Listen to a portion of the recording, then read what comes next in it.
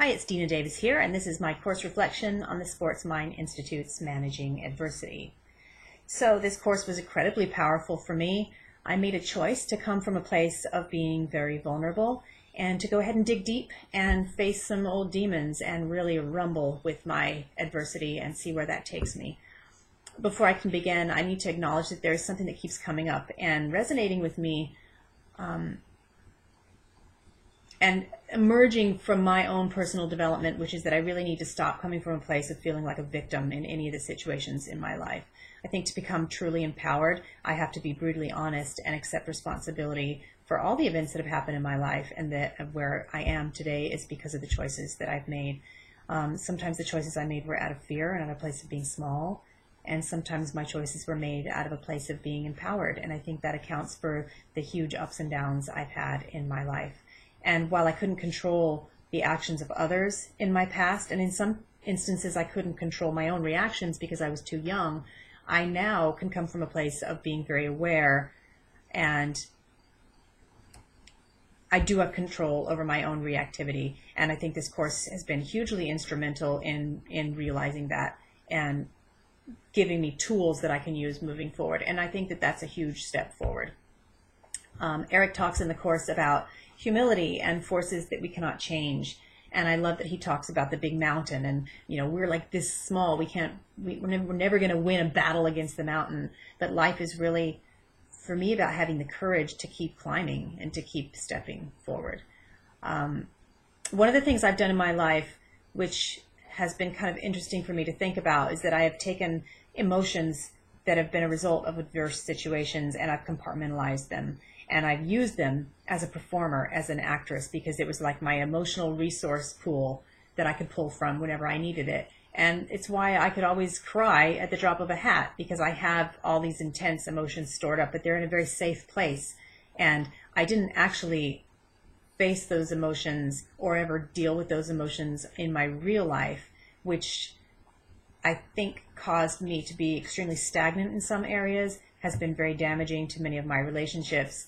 And I forgive myself for it, because I think dealing with grief is one of the biggest, scariest things you can do in life.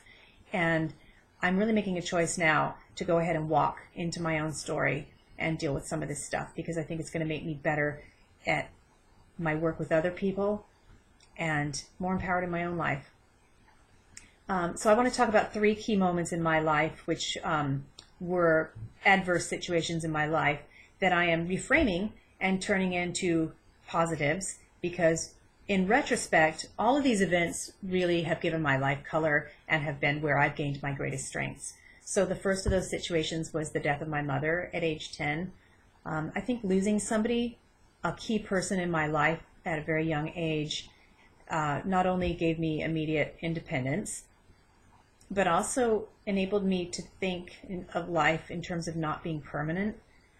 And I realized that at a young age. And I know that I made decisions about my career and where I wanted to go in my life based on that belief that I might not be around forever. So I made a very conscious decision early on, which I'm very grateful for, to pursue only what I really loved and what I was passionate about.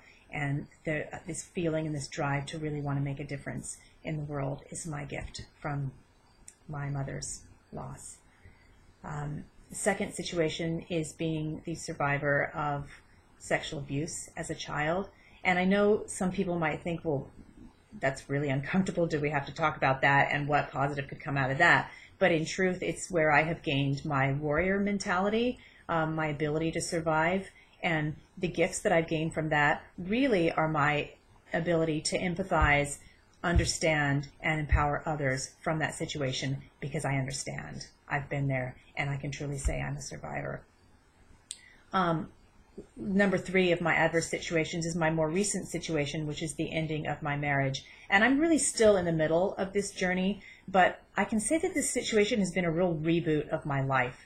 It's been a turning point and a time where I am now making choices for self-care and for where I want to go, and in truly what is best for me, and looking after me in turn, I think is going to be a lot better for my own children and the lessons that I can teach them out of making choices to be happy and do what you feel is right deep inside your soul. So Eric talks in the course about having many funerals, and it may sound a little funny, but I have done that. I've had my little mini funerals where I'm letting go of some of the things that I hang on to for dear life, to protect myself, and that cause me a lot of fear, and that's been very liberating. I think my greatest strength from these adverse situations are two things: vulnerability and resilience. The resilience comes a little easier for me, but I think the vulnerability is my open door and will be my greatest strength in connecting with other people, which is really what my life is all about. Thank you.